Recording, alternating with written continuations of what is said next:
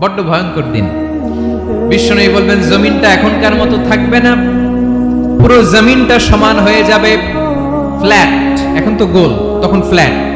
সবাই এক জমিনের উপরে দাঁড়াবে, সূর্যটা মাথার কাছে চলে আসবে, সূর্যের গরমে মানুষের মাথার মগজ গলে গলে কানের ছিদ্র নাকের ছিদ্র দিয়ে বেয়ে বেয়ে পড়বে। আহ, সবাই হয়রান, পেরেশান, ক্লান্ত শ্রান্ত। মানুষগুলো বলবে বাঁচার কোনো উপায় নাই।